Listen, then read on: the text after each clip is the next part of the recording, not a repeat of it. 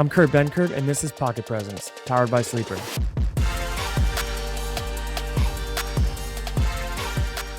Happy Thursday, Pocket Presents gang. Week 13 underway tonight.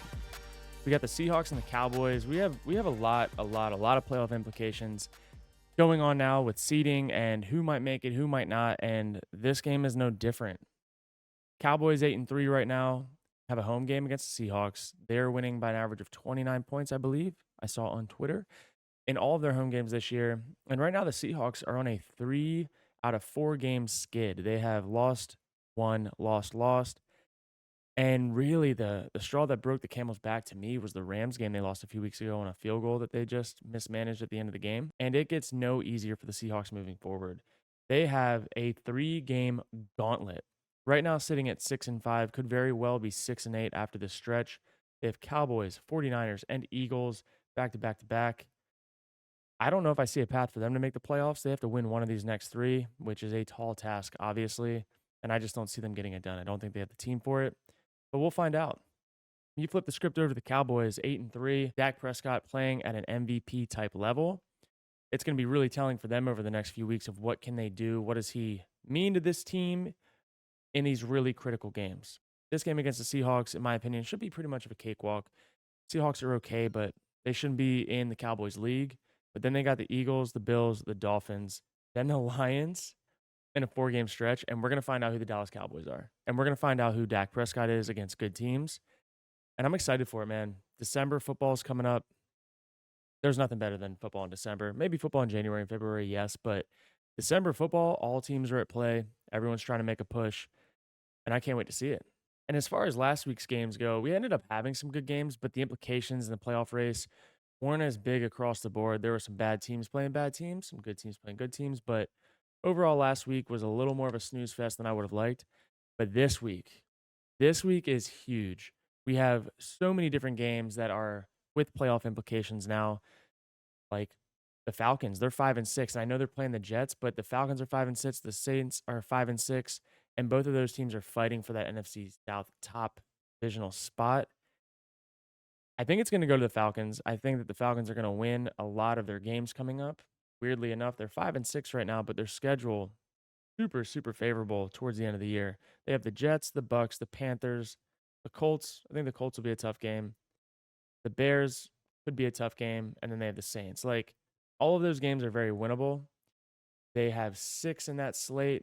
Probably going to go 3-3, 4-2, but they could go 6-0. You never know. Like, teams get hot at the right time. The Falcons are one of those teams that have a weird way of playing football.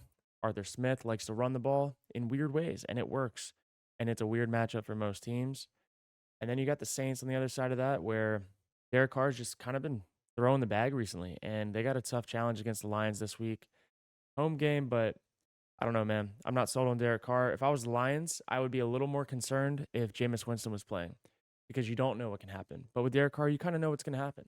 You're going to get in the red zone. It's going to be tough, and they're going to need Taysom Hill and Alvin Kamara to bring them over the hurdle. But I look for the Lions to bounce back. I think Saints take an L, and the Falcons roll against the Jets, mixing up some playoff seeding there. And you look at another team, different South, AFC South, the Colts.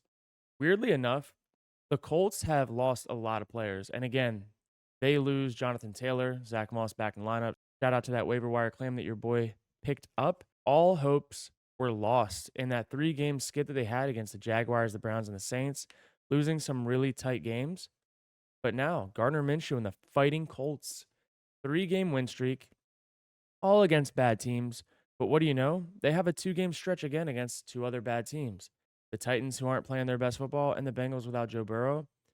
Some way, somehow, the Indianapolis Colts are finding their way into this playoff hunt, and their schedule looks not bad over the next 6 weeks. Titans, Bengals, Steelers, you don't really know what you're going to get there. They have the Falcons, which that's going to be a tough game. And they have the Raiders. Colts should probably win that. And then they have the Texans. Going 3-3 in their last 6 is not out of question. 4-2, it's possible. But at 6-5 right now, they're in a solid spot to find their way into the playoffs. And could Minshew Mania, the Minshew Magic Man, bring some juice on a wild card run? I kind of think so. I like it. it'll be fun to watch. And like some of these teams that just are scrappy, man. I look at the Colts, they're a scrappy team. I look at the Rams. The Rams are a scrappy team. There's just a lot of scrappiness going on in the NFL right now. This season's just it's been a blast to watch because you don't know. Like power rankings are changing every week. Quarterback plays, one's top 10, one's top 20. Like there's been a lot of up and down for all these teams, and the Colts are one of them. But I just had a question come in.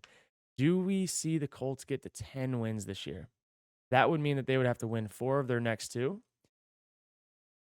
And it's gonna be close. I think they beat the Titans. I think they beat the Bengals.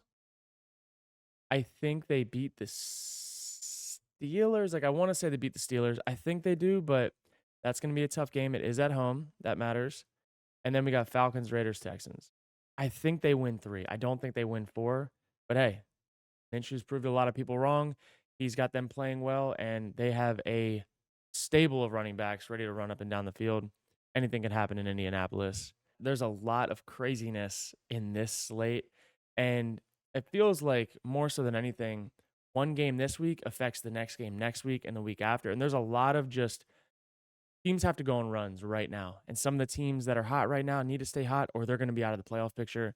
And you look at the Packers, Sunday Night Football, they're 5-6 right now playing against the 8-3 Chiefs. I don't think that the Chiefs have been playing great football. They're 8-3, they're finding ways to win. But last week they went down 14 early against the Raiders, who have been pretty bad. And Mahomes was able to fight their way out of it, but I don't know if they're going to be able to do that against the Packers. If they get down on the Packers, I could see that being a very controlling game in Lambeau. Expecting snow, little snow globe game would be sick on December 3rd. But the Packers are trending in the right direction, and their schedule looks super favorable towards the end of the year. Again, they're a 5-6 team. They're on a 2-game win streak. And this one is huge. This one is big because they don't need this game to make the playoffs. But if they win this game, that puts them in the position to look, we could probably win every single game on our schedule moving forward if you're the Packers. I think there's a chance. Right now, the spread says that the Chiefs are favored by 6.5, I believe, to win this game. I don't think they win by 6.5, not in Lambeau, not with how the Packers have been playing football. But look at the Packers' schedule the rest of the year. Outside of this game, right now they're 5-6. Say they lose this game to the Chiefs, go 5-7. They have the Giants, the Bucks, the Panthers, the Vikings who are struggling now, and the Bears who are the Bears in their next 5 games out of the 6. They could very easily run that table, and they also could very easily just go 4-2 and coast. They could go 4-2, end up 9-8, and coast into a wild card spot with how bad the NFC has been. And that's a sneaky wild card team. Like that's a team that could just show up and pop off on you real quick. And I don't know if that's a team that people really want to play in the wild card because they do have good players, and it's taking them a little bit of time to figure it out. So big game on Sunday, Packers Chiefs.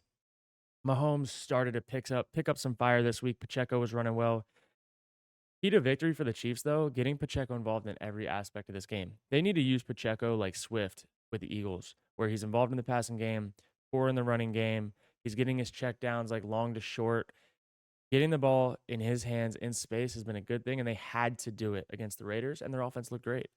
Pacheco had 5 receptions for 34 yards receiving, and up until that point, over the last 4 weeks, he's had 1, 0, and 3 receptions. They had a bye, and they've kind of struggled offensively. They have not looked that good, so it'll be interesting to see. Andy Reid, I know he's going to have something cooked up. One more thing about Green Bay, too, in Lambeau Field, especially with how this season has gone, I feel like the fans, the team, players, coaches, everybody, they've been like waiting for something to give. And last week, Thanksgiving against the Lions, it felt like something gave. And it was the first time that I saw all year long that the coaches, players, staff, fans, everybody was all on the same page and could see the light at the end of the tunnel. On what has been a long year, the Packers are not used to losing games consistently. And now they're 5-6. They got another juggernaut coming through. It's in Lambeau. It's a night game. It is going to be so loud. And the best part is this is a game that the Packers are like not expected to win. So the expectations are there. The expectations are not there. There's really not an immense amount of pressure to go out and win that game. it'll help their playoff run, but it's not needed. I think you're gonna see from the players and the coaches and everybody in between another just cut it loose type of game. We have nothing to lose, and I think you're gonna feel that from the fans too. I think you're gonna be lenient with bad plays. I think you're gonna get even more hype with good plays, and I think that this is gonna be maybe one of the first times that we see this year that Lambeau is truly gonna be a massive home field advantage for the Packers. And the Chiefs' struggling offense, they've been struggling all year up until last week. And last week they popped off a little bit. But I look for the Chiefs' offense to have a tough time against this defense, hoping that the Packers get Jair Alexander back. And again, anything can happen in Lambeau under the lights, and I cannot wait to see it. This is definitely one of the games that if I was going to go and watch, I wish that I could be there in person because I think your guy Evan Siegel, team photographer, is going to get some sweet pics. Might get a little flurry, a little snowdown. This is one of those games that I'm so glad is on Sunday Night Football. What a crazy slate we have this week. And another game, obviously, we just have to talk about. We, of course, are going to talk about this. We have the Eagles and the 49ers. And between those two games, this might be some of the best ball we will see all year, the most iconic type of matchups. And this one is really tricky for the Eagles. They're coming off of a really close home win and a gritty performance. Field goal gets them into overtime, a very unlikely field goal, like 60 yards in the rain, just drills it through. And then the Bills drop the bag. And now you come back and you got to play the 49ers, who are rolling. The 49ers only have 3 losses this year, and all 3 came without Trent Williams and Deebo Samuel. Those are the guys are the cornerstone of that offense outside of Christian McCaffrey, and they make everybody else's job a lot easier. And the Eagles this year kind of remind me of the Packers from 2021, where record is great, winning games by 1 score, finding ways to win games consistently and just stacking them. And you put your head down long enough, and you look up, oh my gosh, we're 10-1. We're rolling. But it just doesn't feel like they're dominating, and it doesn't feel like they're dominating teams that a 10-1 team should. But that is not to take away from the fact that they are finding ways to win games. So I look at this game, and I think that this is a 49ers redemption game. They're favored to win by 2.5. I think that they win by 2.5, if not more. But the Eagles, too, this is really important to note. They're 10-1 right now. If they lose this game to the 49ers, they also have to travel to Dallas the very next week. And the Dallas Cowboys are winning their games at home by an average of 29 points. They have not really played many quality opponents at home, so that 29 points is skewed. The Eagles Cowboys last time at Lincoln Financial came down to the wire, and the Cowboys had a ton of opportunities in the red zone that they could not get the ball in on. On paper, game script wise, it looked like the Cowboys were going to find a way to squeak away a win, and they didn't. But in true Eagles fashion, they held them out. They did what they needed to do to win the game, and they moved on. But keep into account the teams that have played the 49ers over the last 2 years, almost every single team has lost the following week after from that physical matchup hangover. And you have that stacked with the fact that the Cowboys are undefeated at home, absolutely dogging people, and that there was a close game with the Eagles Cowboys last week. And one more nugget to that, the Cowboys are going to have an extra 3 days of rest leading up into that matchup against the Eagles. The Eagles are in the gauntlet right now, and they found a way to win a really close one against the Bills, but these next 2 are going to be a tall task. And if they can pull off one of them, I think it's huge. If they can pull off both, they are undisputed, grittiest team, best team in the NFL. And we're going to find out. It's going to take a lot from Jalen Hurts. I think what we saw with the Bills game and how that defense was able to get after Jalen Hurts for the first 3 quarters, you're going to see a lot of that from Nick Bosa and Chase Young and the rest of that nasty 49ers defensive line. But again, it's the Eagles, man. You never know what happens. Some way, somehow, they always find a way. It's going to be grab your popcorn game type of football. And for all of you that know our producer is a huge Eagles fan in the background, he sounds nervous and it's only Thursday. And he just said, I don't know about all that while giggling. And he knows what's coming, but it'll be a fun game to watch. I'll be texting him throughout. And I'm excited, man. These types of matchups and these storylines, in my opinion, are what make the NFL so special because it's just not like which team's better, which team has the better quarterback. It's like, who have they played? At what point in the year? Who's injured? What's the matchup next week? How does this have playoff implications? Like, the story of the NFL season is being written right here, right now. of this 2023-24 season. And that's something that Aaron Rodgers used to always say. Like, the most special part about the NFL is that this team is this team. This year's team is this year's team, and it will never be the same. That group of guys will never, ever be the same in the locker room. And it changes week to week, but that year specifically, and it's very fleeting. Like, you may have one of the best years of all time, and you just fall short. And then next year, you have like 80% of your guys, and 20% of those guys are gone, and you'll never be there with those guys again. And as you go through these trials and tribulations of the year, the close wins, the losses, everything in between, like, it does build a really cool bond.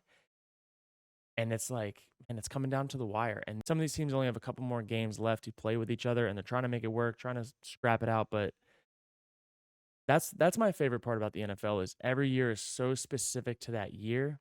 And dynasties, they happen. It looks like we're in the middle of like an Eagles dynasty, a Chiefs dynasty, 49ers dynasty. Even so, every year each team is different. And last year the stories were different than they are this year, and I just love it. It's a lot of fun to watch, a lot of fun to break down, and I'm fortunate to be able to do it on this side of it. All right.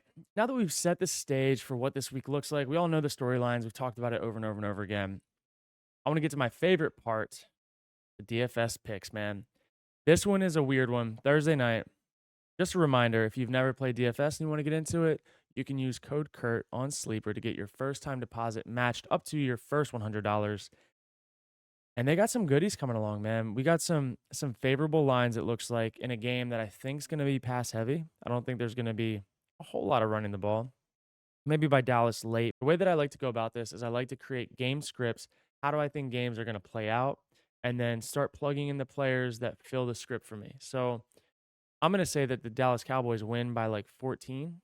I think it's going to be maybe like a 28-31 to 13 to 17 type of game. So I don't think it's going to be low scoring, but I think it's going to be pretty much a handed landslide for the Dallas Cowboys. And with that, I think Dak Prescott's going to have to throw 2 touchdowns. So I'm going to go look at this, and I'm going to say Dak Prescott, passing touchdowns 1.5, take the over. And it looks like most people believe that's going to happen anyways because the multiplier is so low. For me right now, it's set at 1.36. But then I like to go back and I like to look, what has he done in the last 5 weeks? Good sample size, recency bias. He has thrown 4 touchdowns, 3 touchdowns, 4 touchdowns, 2 touchdowns, 4 touchdowns. And he's rolling. And some of those have been against solid teams. Eagles, I'm looking at you. Eagles, I'm only looking at you because he's played against the Rams, Giants, Panthers, and Commanders. So with that being said, I think that throwing 2 against the Seahawks should be a lock, but the NFL, you never know. And what is it going to take for him to throw to? This is where I move to the next spot. I think that CeeDee Lamb is going to have to get his targets. I look at CeeDee Lamb in games that really, really matter, that are close games and are competitive. And what does that look like? The Rams, he had 12 receptions. The Eagles, he had 11 receptions. And the Giants, he had 11 receptions. The last 2 weeks, they played the Panthers and the Commanders, and CeeDee Lamb didn't even play in the fourth quarter. So he didn't see any targets. He didn't really see the ball. And that has moved his line down to 6.5, which I think is a steal if the Cowboys have to play ball in the fourth quarter. So I'm going to take CeeDee Lamb's receptions at 6.5. I'm going to take the over. Looks like the public thinks he's going to hit the over because the multiplier is set at 1.71. Again, as long as the Cowboys offense has to play all 4 quarters of ball, which I think it's going to happen. I think that they should. Seattle's not terrible. That's what we're hoping on. Does CeeDee Lamb get his targets? I'm going to take it. I think it's probable to happen. I tell you, I would not take the other side. Then you move on, and what does the game script tell you? Okay, so the Cowboys are going to be winning. The Seahawks are going to be playing from behind. Oh, Geno Smith's probably going to have to throw the ball. What has Geno Smith done throwing the ball in the last few weeks completion-wise? He's had 18 against a stout San Francisco 49ers defense coming off of an injury, and it was a shorter week for him. Okay. Now we have the 2 weeks prior. The Rams, he had 22. Commanders, he had 31. Line set at 21.5. I think in this game, he's going to have to throw the ball, and so does the public. Multiplier set at 1.72. I like him for this script a lot. And then another guy that I like to look at, Dak Prescott, I think he's going to throw the ball all around the field. I think that also keeping in mind that McCarthy, offensive coordinator, He cares about appearances, and he wants to put up points. He recently took over the job calling plays once Kellen Moore left, and it's been a vendetta to put up points, put up yards, and have one of the most inflated offenses this year, even when they don't need it. They're just running up the score. I think that Dak Prescott's receivers are going to get their burn. So I'm looking at you, Brandon Cooks. In the last 3 weeks, he's had 72, 42, and 173 yards receiving. I'm going to take Brandon Cooks to have over 41 yards receiving this week. 1.79 multiplier. I like it. Right now, we have 4 legs set. Now, again, game script wise, pass happy game. I'm liking what I'm seeing. Who's another guy that I think needs his burn? Ferguson. His line is set at 34.5 receiving yards. I think he's going to get it. In the past 3 weeks, he's had 35, 32, and 26, keeping in mind that they have not played in the fourth quarter much. Prior to that, he had 91 against the Eagles, 47 against the Rams. In this last 5-game stretch, he has not seen as many targets, but even last week, it took 1 target to hit. I think this is the week they're going to be playing in the fourth quarter. I don't think that the Seahawks are just going to let everyone have a 100-yard receiving game. I think Ferguson's going to get his. I like it. And again, I will probably go through and make a few different storylines and start filling in the pieces, but that's one that I really, really like. And then last but not least, another guy that's been trending, Jackson Smith. I don't know how to pronounce his last name. I'm not going to try. I like what he's been doing receiving yards wise in the last 4 weeks, 63, 53, 40, and 41. I think they're going to be playing from behind like I talked about, and I think that he's going to get more involved as DK Metcalf gets doubled, gets a little extra help, and they're going to need him to get his yards. 41 yards, I'm going to take the over. And right now we're sitting at 6 legs, 22x multiplier, and I'm going to throw down a 50-piece nugget on it. I like it. $50 would pay 22x, which is $50 would pay $1,102.50. I like it. I'm submitting the entry. And that's how I build my same game entries. Another quick nugget for you guys before we go. Fantasy football race is heating up, and something came across my desk this morning that I felt like I needed to share with everyone. It's becoming really evident in a lot of these leagues that points are mattering. Some people are having that 6 playoff slot being determined by the most points scored by a team not in the top 5. One of my leagues is like that. I will let you know that I've gone so petty as to scoop up players on waivers that I have no plan of starting. And I'm talking about kickers and defenses that I know other teams are looking to swap out to grab those extra 4 or 5 points a week. And if you're in such a tight race right now for those last spots and points are mattering in playoff seeding, I just want to throw it out there for you that it is a really good strategy to start gatekeeping kickers, defenses, and even sub-in quarterbacks for guys that have absolutely decimated teams. Some buys are coming up. So don't be afraid to drop guys that will never see the field for you, where you know other teams wouldn't be using them in their lineup, but grab those week-to-week switch-around guys, the kickers, the defenses, maybe even some tight ends, and just gatekeep your way to the playoffs. That's what I'm doing. And I have an effing a-hole being told in my ear right now from the producer because he realizes how brilliant of a strategy it is. And it's working. I saw a few other waiver claims go in for guys that wanted the same as me.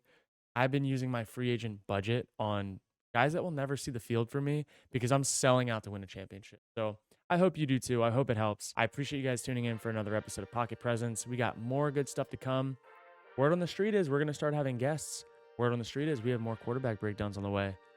Find out more next week. Until next time, I'm your host. Thanks for watching or listening. See you next time.